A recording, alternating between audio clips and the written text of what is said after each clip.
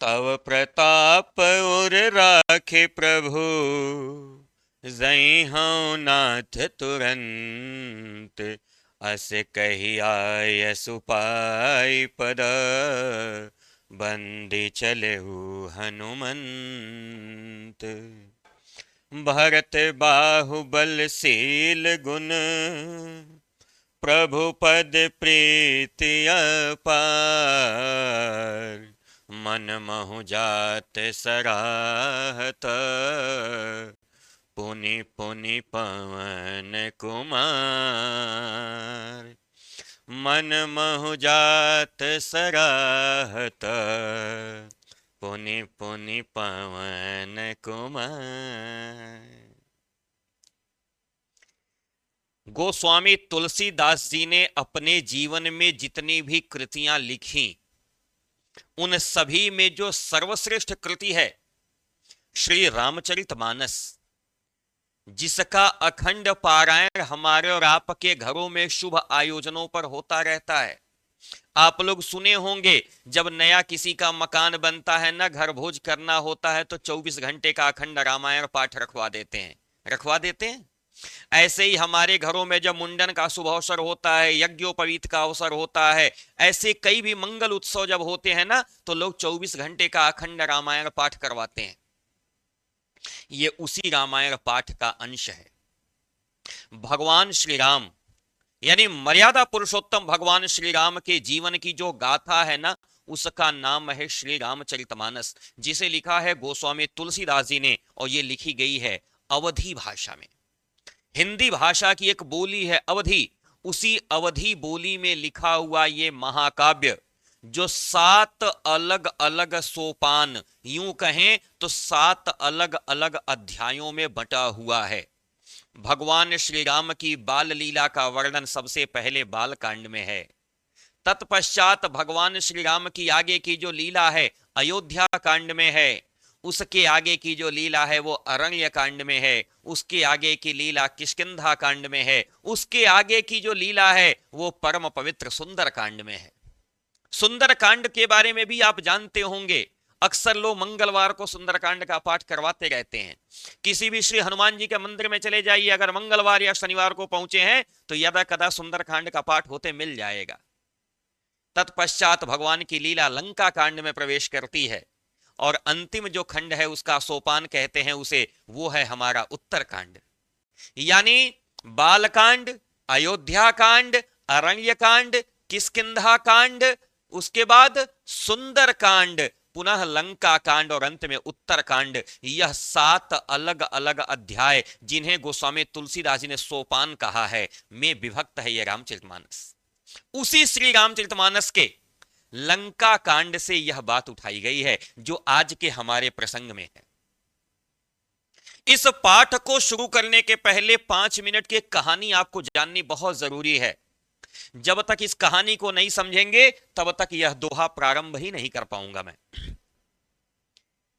आपको पता है कि तत्कालीन उस समय का, उस ब्रह्मांड का सबसे बड़ा जो आतताई था, जिसका नाम था महाप्रतापी रावण, लंका का राजा था।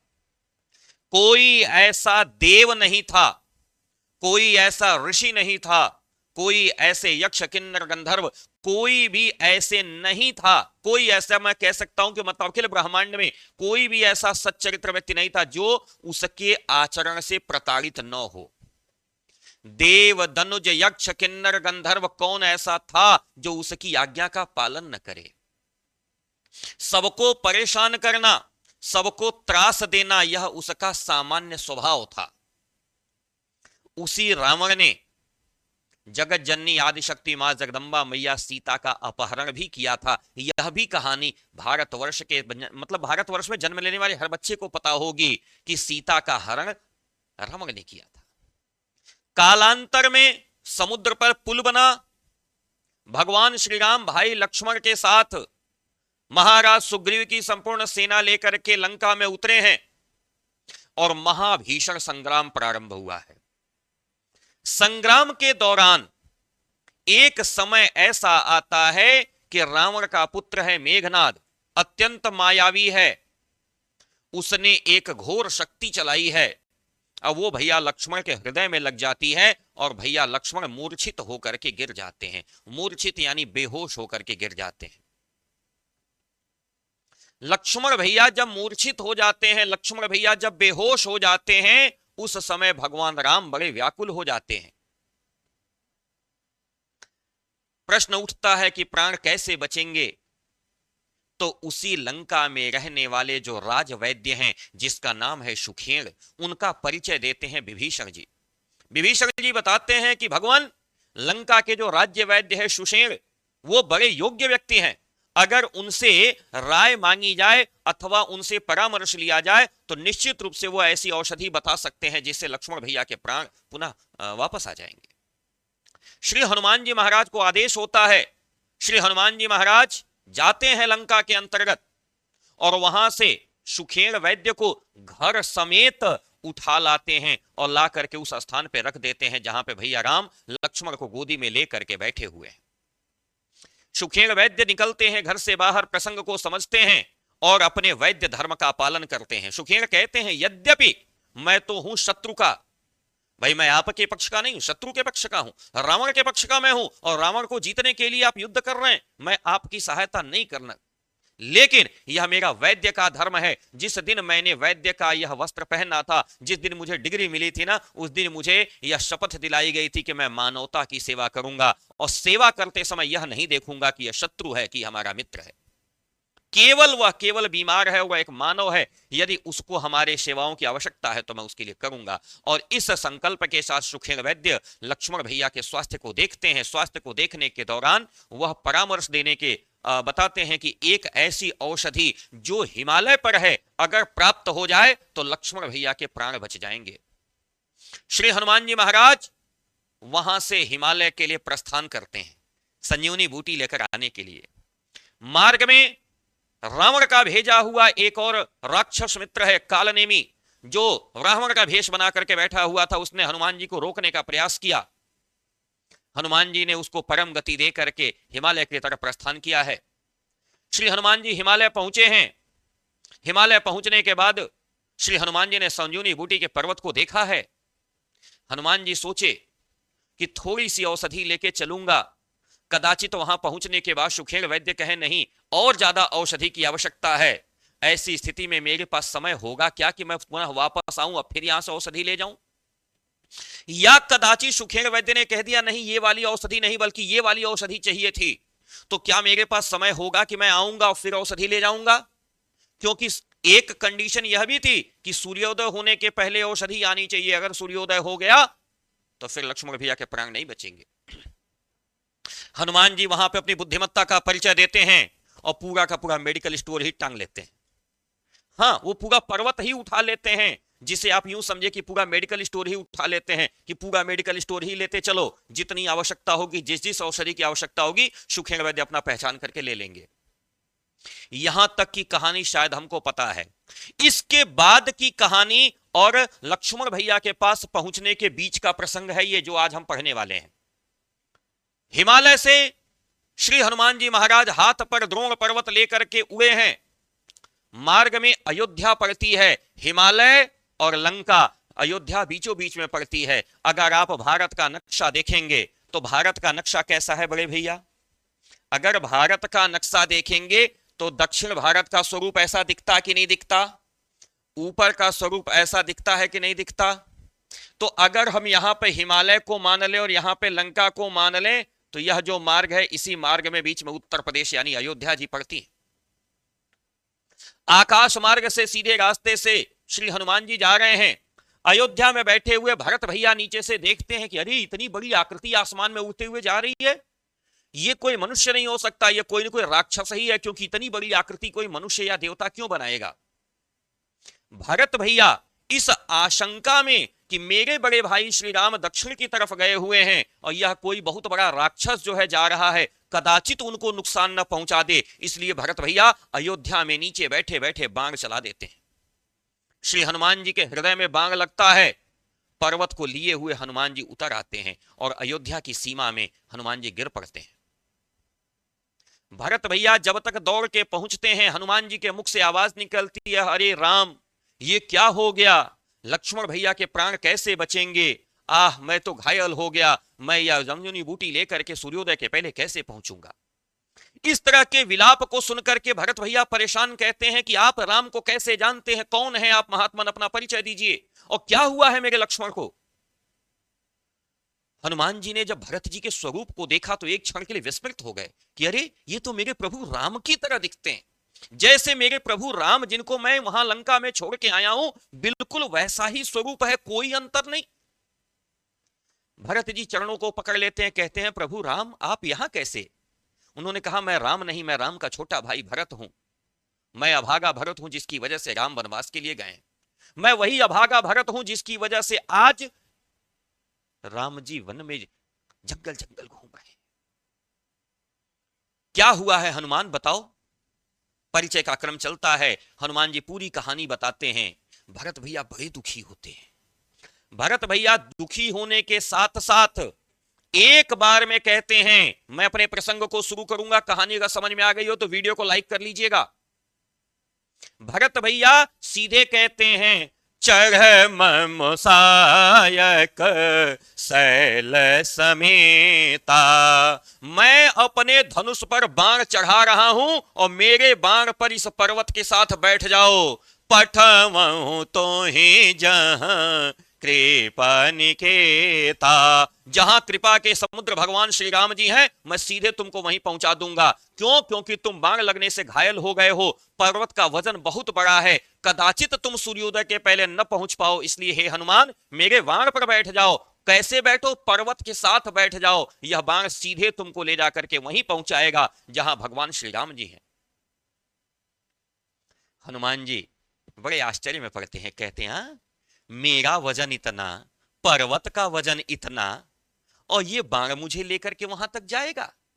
फिर श्री हनुमान जी को जब श्री राम जी के प्रताप का स्मरण होता तो कहते हैं अरे भगवान के प्रताप से कुछ भी संभव है। श्री हनुमान जी हाथ जोड़ के खड़े हो जाते हैं भरत भैया के सामने और भरत भैया से कहते हैं, तव प्रताप उर राखे प्रभु।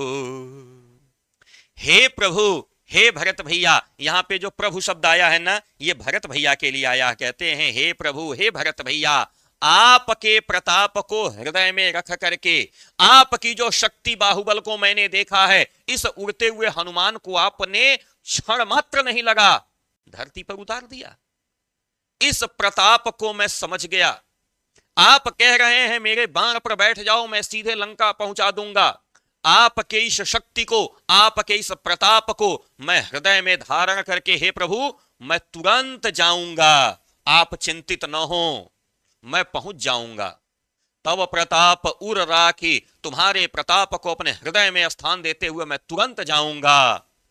अस कही, ऐसा कह करके आयस उपाई, आज्ञा पा करके, पदबंदी, पैरों की वंदना करके, चरणों की वंदना करके चले हनुमंत। हनुमान जी चल पड़ते हैं। यहां पर एक विनम्रता का दर्शन करने योग्य है कि श्री हनुमान जी ने नमस्कार करके धन्यवाद करके नहीं बढ़े आगे, पैरों की वंदना करके आगे बढ़े हैं। कहते हैं यहां पर आपके प्रताप को हृदय में रख करके हे प्रभु मैं तुरंत जाऊंगा, ऐसा कह करके भरत जी की आज्ञा पा करके उनके चरणों की वंदना करके हनुमान जी तुरंत चल पड़े। हनुमान जी जैसे ही ऊपर उठते हैं, फ्लाइट टेक ऑफ लेती है, हवा में आ जाते हैं, उसके बाद क्या करते हैं, भरत बाहुबलशील गुण। भरत के बाहु में कितना बल है, भरत का जो शील यानी चरित्र कितना बढ़िया है, भरत के अंदर गुण कितने अच्छे हैं, क्या विनम्रता है, और प्रभु पद प्रीति अपार, भगवान श्री राम के चरणों में कितना प्रेम है, अपार, बहुत ज्यादा। मन महु जात सराहत, मन में सराहना करते हुए जा रहे हैं। पुनि पुनि पवन कुमार, बार बार श्री हनुमान जी, यानी हनुमान जी जब ऊपर आसमान में पहुंच गए तो जब आसमान में अयोध्या से लंका के मध्य यात्रा कर रहे हैं, उस यात्रा के दौरान श्री हनुमान जी बार बार भरत भैया की सराहना कर रहे हैं, बार बार प्रशंसा कर रहे हैं, कह रहे हैं वाह रे भरत, क्या शक्ति है तुम्हारे अंदर, और इस शक्ति के बाद क्या सुंदर तुम्हारा चरित्र है। हे भरत, तुम्हारी कितनी सुंदर विनम्रता है, और हे भरत, तुम्हारे अंदर भगवान के चरणों में कितना प्रेम है। इसकी बार बार सराहना करते हुए, बार बार प्रशंसा करते हुए श्री हनुमान जी लंका की तरफ जा रहे हैं। दोहा समझ में आया। अब आते हैं चौपाई छंद पे। इसके बाद चौपाई छंद है। कहते हैं गोस्वामी तुलसीदास जी, चलो अब वहां चलते हैं। कहां? लंका। यहां की कहानी क्लोज, अब चलो लंका चलते हैं। लंका में क्या स्थिति है? ओहां राम लक्ष्मण ही निहारी, बोले बचन मनोजय अनुसारी, अर्धराति गई कपि नहीं आयहु, राम उठाई अनुज उरलायहु। भगवान श्री राम अपने छोटे भाई लक्ष्मण जी को, जो बेहोश पड़े हुए हैं, उनको गोद में रख करके चिंतित हैं। कहते हैं वहां राम, वहां पर राम जी ने लक्ष्मण भैया को निहारा, देखा, और बोले वचन, और कुछ वचन बोले हैं। कैसे? मनोजय अनुसारी, मनुष्यों के अनुसार। जिस प्रकार मनुष्य घबरा जाता है, आपको पता है ना, आपको पता है भगवान कौन है? हा? वो ब्रह्म है, वो मनुष्य नहीं है। लेकिन आज लीला कर रहे हैं, मनुष्य की तरह आचरण कर रहे हैं, इसलिए मनुष्य के अनुसार वाणी बोल रहे हैं। क्या बोल रहे हैं? आधी रात बीत गई लेकिन अभी तक हनुमान जी आए नहीं। कपि माने बंदर। आधी रात बीत गई, हनुमान जी आए नहीं। ऐसा कहते हुए राम जी ने अपने अनुज यानी छोटे भाई को उठा करके हृदय से लगा लिया। वह लक्ष्मण जो बेहोश पड़े हुए हैं, लक्ष्मण जी को उठा करके राम हृदय से लगा के कहते हैं, बताओ आधी रात बीत गई, अभी तक हनुमान जी नहीं आए। आगे की चौपाई में गोस्वामी तुलसीदास जी कहते हैं, राम जी लक्ष्मण भैया को कह रहे हैं, लक्ष्मण भैया बेहोश पड़े हुए हैं, राम अपने हृदय के उद्गार व्यक्त कर रहे हैं। कहिए।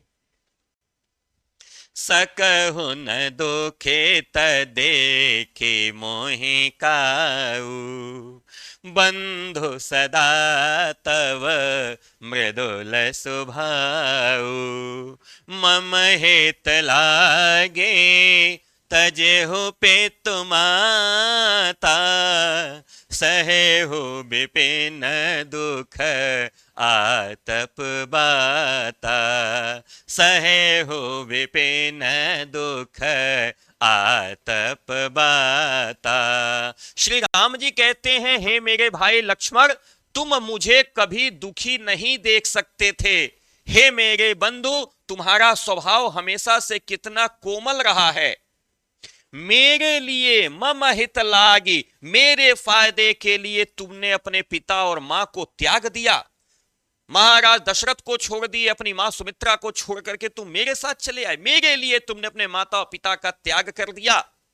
विपिन यानी होता है वन, जंगल। तुमने इस जंगल में मेरे लिए सहन किया। क्या? बर्फ। आतप माने धूप, बाता माने हवा। हवाएं, धूप और बर्फ, ये सब तुमने किसके लिए सहन किया? मेरे लिए सहन किया। राम जी क्या कहते हैं? चौपाई को बहुत ध्यानपूर्वक पकड़िएगा।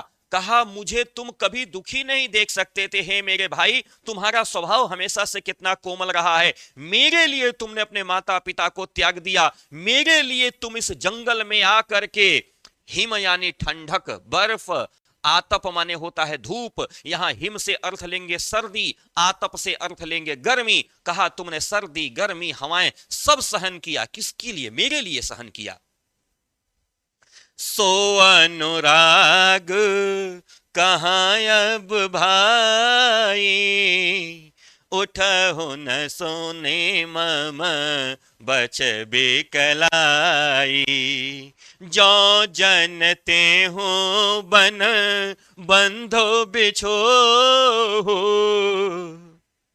और यहां राम की घोषणा देखिएगा, पिता बचन मन तेहु नहीं ओहू।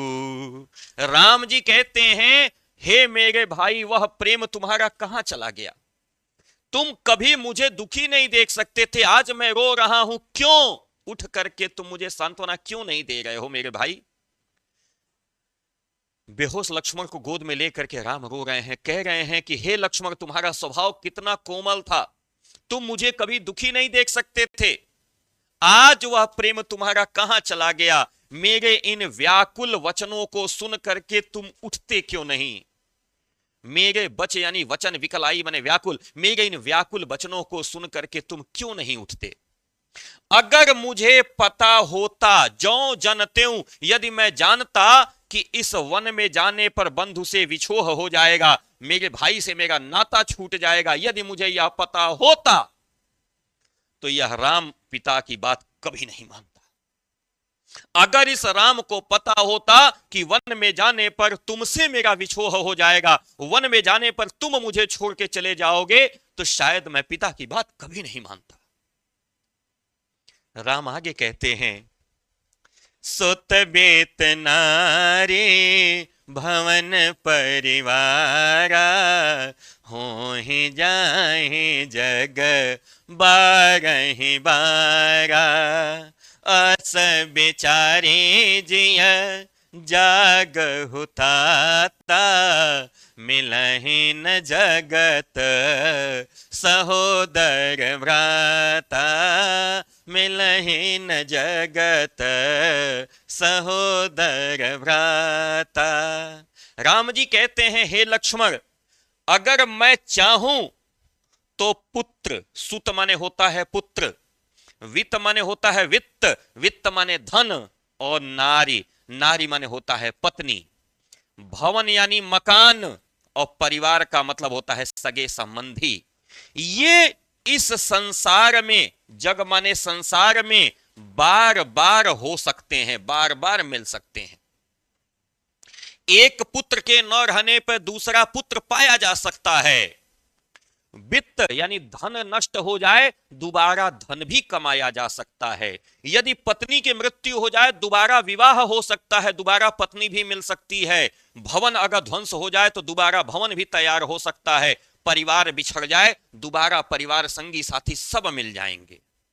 सुत बेत नारे भवन परिवारा, एक एक शब्द देखिएगा, सुत माने पुत्र, वित्त माने वित्त, वित्त यानी धन, नारी माने पत्नी, भवन माने मकान, परिवारा माने सगे संबंधी। हो ही जाए जग, इस संसार में हो सकते हैं, बारहि बारा, बार बार हो सकते हैं, लेकिन अस विचारे जिया, ऐसा हृदय में विचार करके जाग हुताता, हे मेरे भाई जग जाओ, मिलहि न जगत, इस संसार में नहीं मिलता सहोदर भ्राता, जो मां के गर्भ से एक साथ जन्म लिया हो, ऐसा भाई इस संसार में दोबारा नहीं मिलता। मेरे भाई जग जाओ, तुम अगर मुझे छोड़ के चले जाओगे तो यह राम नहीं जी पाएगा। राम लक्ष्मण को गोद में लेके कहते हैं, मेरे भाई, अगर पुत्र की मृत्यु हो जाए, दोबारा पुत्र जन्माया जा सकता है, धन समाप्त हो जाए, पाया जा सकता है, नारी चली जाए, पाई जा सकती है, भवन समाप्त हो जाए, पाया जा सकता है, परिवार समाप्त हो जाए, पाया जा सकता है, लेकिन हे मेरे भाई, इस संसार में मां के गर्भ से उत्पन्न हुआ सगा भाई नहीं मिल सकता। ऐसा सोच करके जग जाओ। आगे क्या कहते हैं गोस्वामी तुलसीदास जी? राम जी आगे रोते हुए कह रहे हैं, जथा पंख बिनु खगयति दीना, मनि बिनु फने करे बर करहीना, असमम जीवन बंधु बिनु तो ही, जो जर दैव जियावै मोही। राम जी कहते हैं, हे मेरे भाई, जिस प्रकार से पंख के बिना पक्षी अत्यंत दीन हो जाता है, दीन माने दरिद्र, किसी पक्षी का अगर पंख काट दिया जाए तो उस पक्षी की क्या दशा होगी, कल्पना करिएगा। अगर किसी फणी, फणी माने होता है सर्प, अगर सर्प की मणि छीन ली जाए तो उसकी क्या दशा होगी, कल्पना करिए। और यह भी कल्पना करिए कि अगर किसी हाथी की सूंड ही काट दी जाए, समाप्त कर दी जाए, अगर कोई हाथी बिना सूंड के हो, यदि कोई सर्प बिना मणि के हो, यदि कोई पक्षी बिना पंख के हो, तो वह जिस स्तर को प्राप्त होता है ना, वैसा ही मेरा जीवन हे बंधु बिना तुम्हारे हो जाएगा। अगर तुम मेरा साथ छोड़ दिए तो मेरा जीवन वैसे ही हो जाएगा जैसे बिना पंख के किसी पक्षी का जीवन हो जाता है, बिना मणि के किसी सर्प का जीवन हो जाता है, और बिना सूंड के किसी हाथी का जीवन हो जाए। मेरा जीवन भी हे बंधु तुम्हारे बिना वैसा ही हो जाएगा। जो जड़ दैव जिया वही मोही। जड़ का मतलब होता है मूर्ख, दैव का मतलब होता है विधाता। अगर उसके बाद भी यह कठोर भाग्य, यह निर्दयी विधाता अगर मुझे जीवित रखेगा तो मेरा जीवन वैसा ही हो जाएगा जैसा बिना पंख के पक्षी, जैसे बिना सूंड के हाथी, जैसे बिना सर्प के बिना मणि के सर्प, वैसे ही तुम्हारे बिना मेरा जीवन हो जाएगा अगर यह निर्दयी और कठोर भाग्य मुझे जीवित रखता है तो। राम आगे कहते हैं, जय हूँ अवध कवन मुँह लाई, नारी है तो प्रिय भाई गवाई, बरु अपजस सह तेउ जग माही, नारी हानि विशेष क्षति नाही। पूछते हैं राम जी, लक्ष्मण बोलते क्यों नहीं, बोलो कौन सा मुंह लेकर के वापस मैं अयोध्या जाऊंगा। जय हूं कवन अवध मुँह लाई, कौन सा मुंह लेकर के मैं अयोध्या जाऊंगा। नारी है तो प्रिय भाई गंवाई, पत्नी के लिए भाई को गंवा दिया, यही बताने के लिए मैं अयोध्या जाऊंगा कि पत्नी तो चली ही गई थी, यहां पत्नी के चक्कर में भाई को भी गंवा दिया, सर्वस्व लुटा करके चला आया, कौन सा मुंह लेकर के मैं अयोध्या जाऊंगा। हे मेरे भाई, मैं वह अपयश सह लेता, बरु माने भले ही मैं यह कलंक सह लेता, यह अपयश सह लेता। लोग यही ना कहते कि राम की पत्नी को एक राक्षस छीन ले गया, एक राक्षस अपहरण कर ले गया, अपनी पत्नी को नहीं छुड़ा पाए। लेकिन देखो, नारी के नहीं रहने से कोई मेरा बड़ा नुकसान नहीं था, नारी हानि विशेष क्षति नाही, नारी के नहीं रहने से, पत्नी के चले जाने से मेरा कोई बहुत बड़ा नुकसान नहीं था, लेकिन आपके नहीं रहने से मेरा बहुत बड़ा नुकसान हो जाएगा। मैं यह कलंक सहने को तैयार था कि मेरी पत्नी चली गई, नहीं पा पाए, लेकिन पत्नी के चक्कर में भाई को भी गंवा दिया, यह अपयश हमसे सहा नहीं जा सकेगा लक्ष्मण। अब अपलोकु सोकु सुत तोरा, अब अपलोकु सोकु सुत तोरा, सहहि निठुर कठोर और मोरा, निज जननी के एक कुमारा, तासु तात तुम प्राण धारा। कहते हैं श्री राम जी, लेकिन आधी रात से ज्यादा समय बीत गया, हनुमान जी आए नहीं। मुझे पता नहीं क्यों आशंका लग रही, कहीं ऐसा ना हो कि हनुमान जी पहुंच ही ना पाए, और दवा न मिलने के अभाव में अगर तुम मुझे छोड़ के चले गए तो मेरी स्थिति तो बड़ी गंभीर हो जाएगी। आज हे पुत्र, तुम्हारा शोक भी मुझे सोचना पड़ेगा। शोक माने कष्ट, कहा आज हे पुत्र, तुम्हारे नहीं रहने का कष्ट भी मुझे सहन करना पड़ेगा। इस निठुर हृदय, उर माने हृदय, निठुर का मतलब निष्ठुर, मेरे इस निर्दयी हृदय को तुम्हारे न रहने का शोक भी सहन करना पड़ेगा। तुम्हारी मां का एक कुमार और है, निज जननी के एक कुमारा, लक्ष्मण का एक भाई और भी है जिसका नाम है शत्रुघ्न। तासु तात तुम प्राण धारा, तुम उसके भी प्राण के आधार हो, केवल मेरे नहीं। ऐसा मत सोचना कि केवल राम ही ऐसे हैं, केवल भरत ही ऐसे हैं। एक तुम्हारा अपना भाई, तुम्हारी माँ का एक कुमार, वो भी है, उसके भी तुम प्राण के आधार हो। हे मेरे पुत्र, ऐसा सोच करके जग जाओ, तुम क्यों ऐसे पड़े हुए हो। आगे कहती हैं, सौंपे सी मोहे तुम्हें गति बानी, सब विधि सुखद परम हित जानी। उतरु काह दई हूँ ते जाई, उठे किन मोहे से खावहु भाई। कहते हैं श्री राम जी लक्ष्मण जी को गोद में लिए हुए कि तुम्हारी मां ने तुम्हारा पानी, पानी का मतलब होता है पानी, पानी यानी हाथ, तुम्हारा हाथ मेरे हाथ में सौंप का कहा था कि राम तुम्हारे पिता है, राम तुम्हारे मां है। ये कह करके तुम्हारी मां ने मुझे तुमको सौंपा था। सौंपे ही मोही, मुझे सौंपा था, तुम्हें गही पानी। तुम्हारा हाथ पकड़ करके मेरे हाथ में दिया था, किसने? मां सुमित्रा ने दिया था। यही कह के दिया था ना कि राम ही तुम्हारे पिता है, राम ही तुम्हारी मां है, यही कह के दिया था।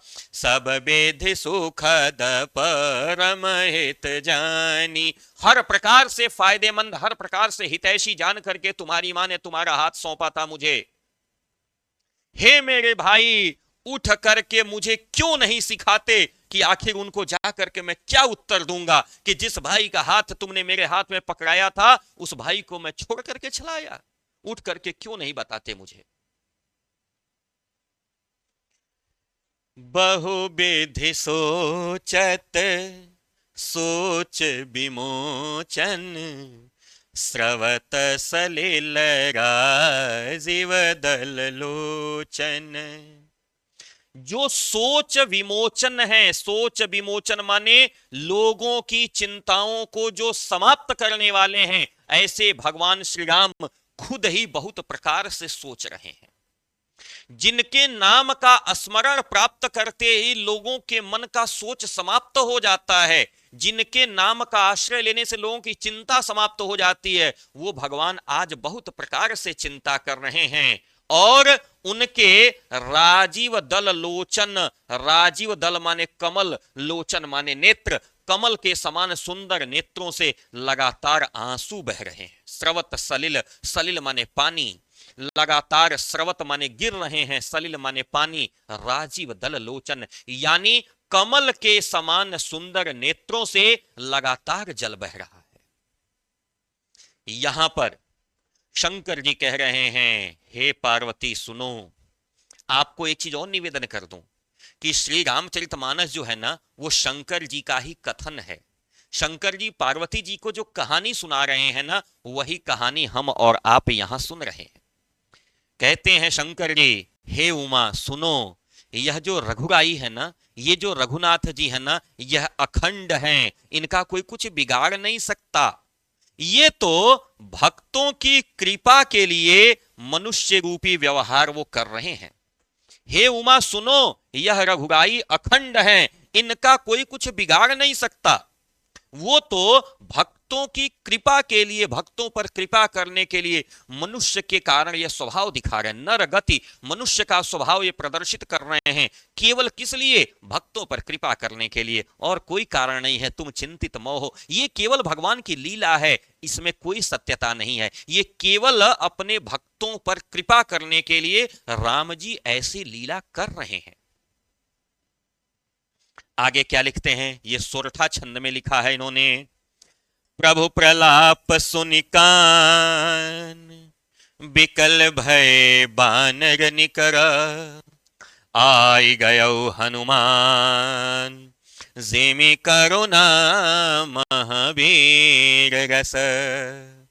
भगवान का प्रलाप, भगवान का रुदन, भगवान जो तभी से रो रहे हैं, इसको कानों से सुन करके जितने बानरों का निकर माने समूह था, सब व्याकुल हो गया।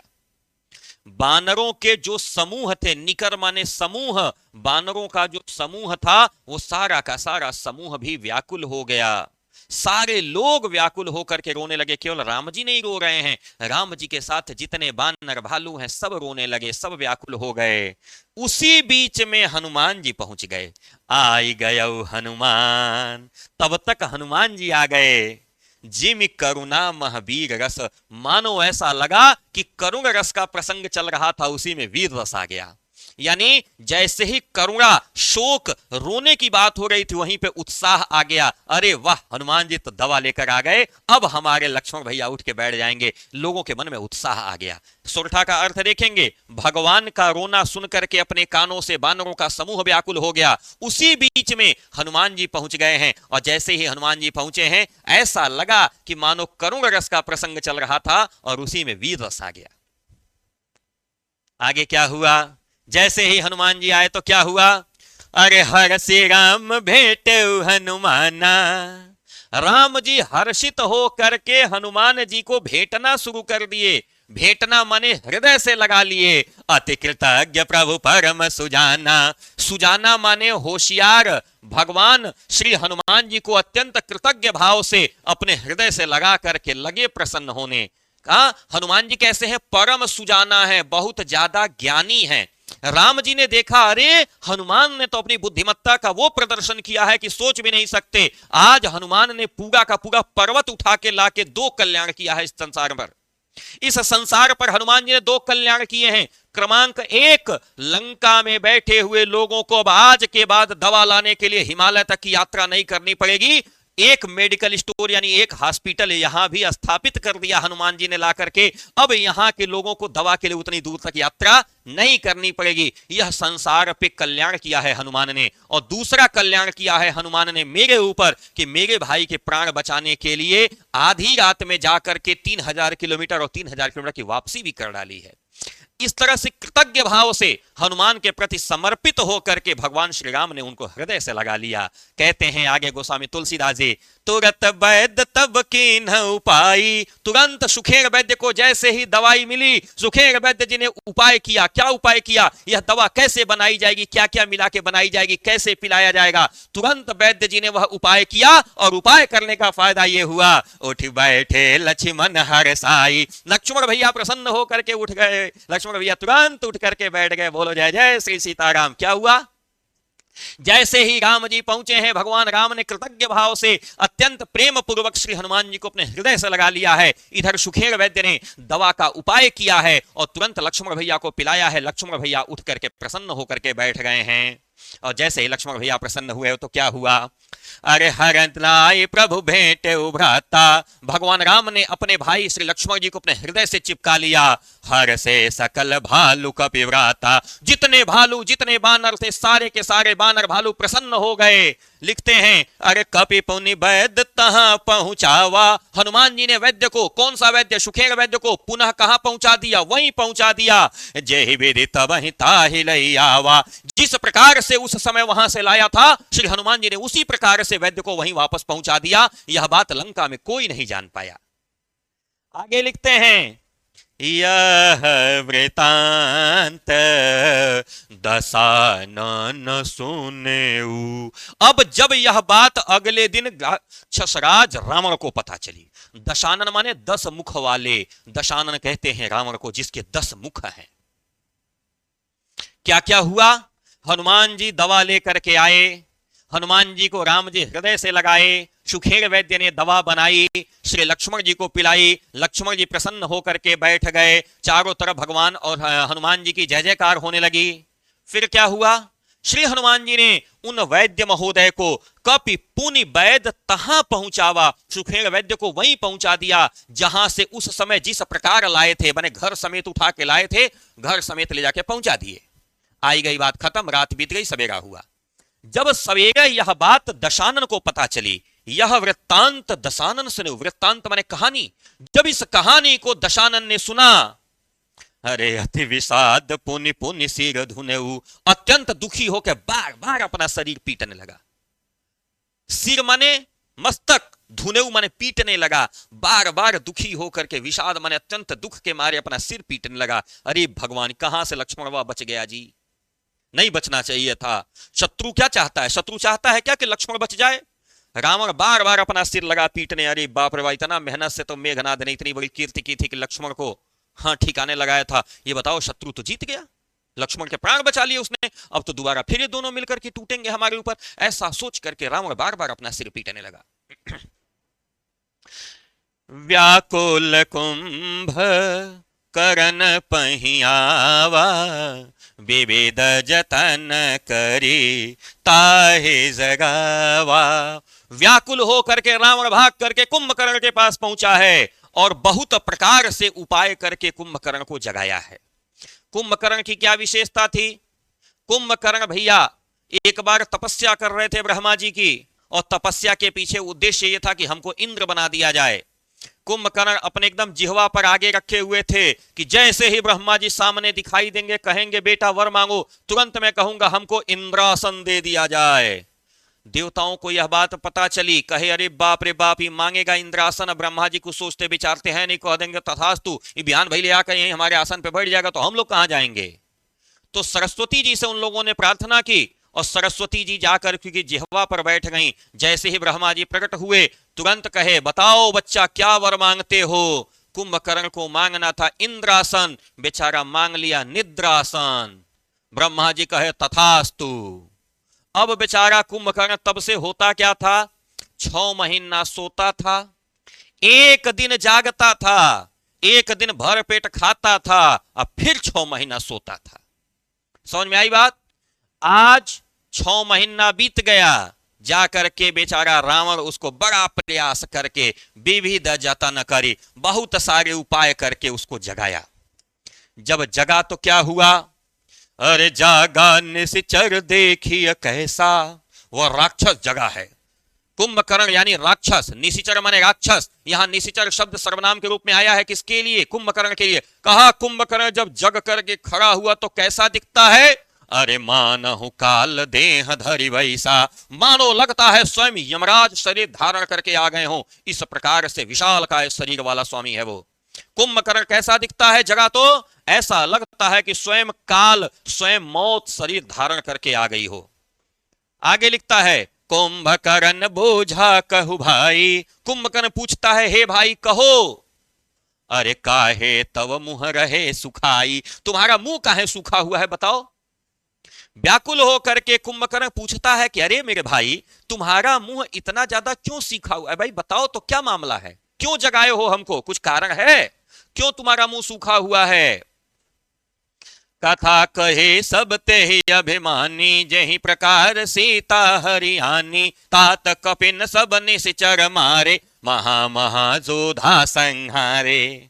तब रावण ने, अभिमानी शब्द किसके लिए आया, रावण के लिए आया। तब उस अभिमानी रावण ने पूरी कहानी बताई, किस प्रकार से उसने सीता जी का हरण किया है।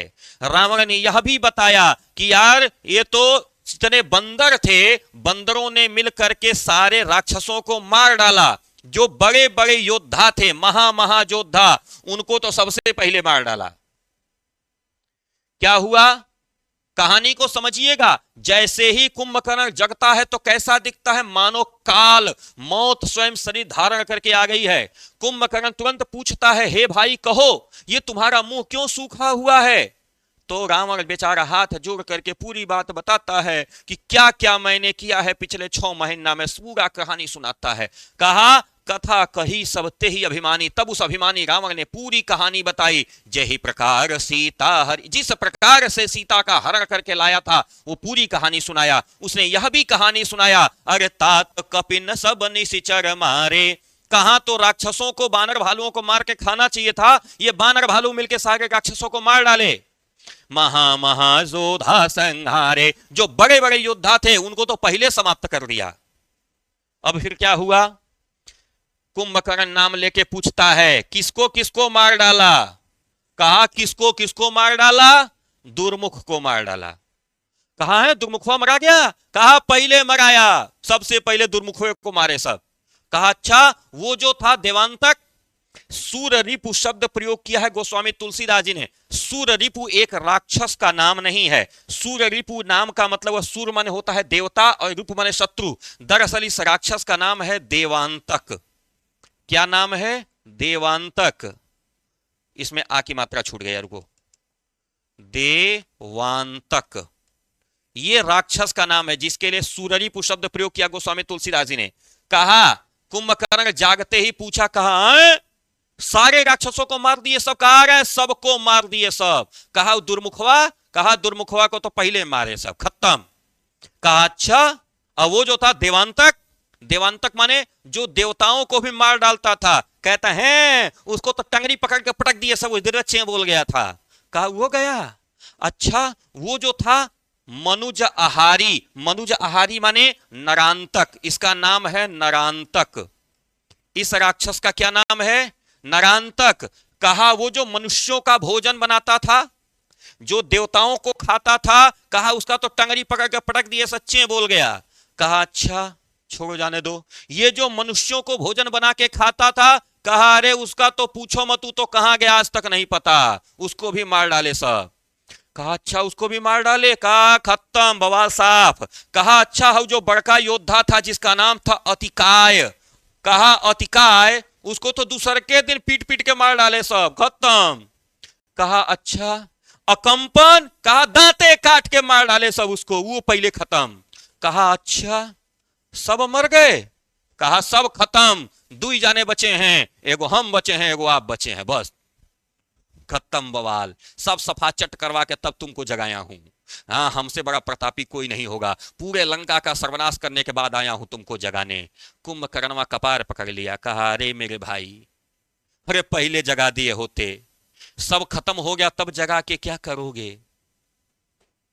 क्या क्या हुआ है? बेचारा कुंभकर्ण जागते ही पूछा है दुर्मुख, कहा मर गया। देवांतक मर गया, नरांतक मर गया, भट्ट माने योद्धा, अतिकाय मर गया, और अकंपन वो मर गया, सब समाप्त, दुई जाने बचे हैं, वो तुम बचे हो हम बचे हैं।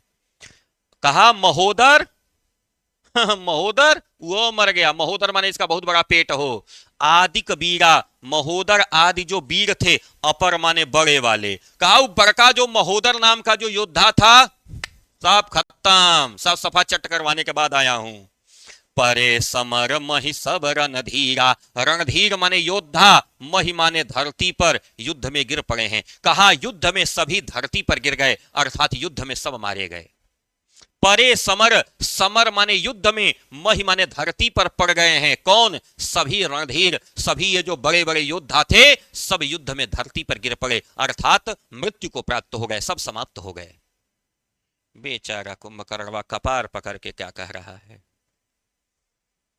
सुने दस कंधर बचन तब, दस कंधर के बचनों को सुन करके कुंभकर्ण बिल खान, कुंभकर्ण लगा बिलख बिलख के रोने।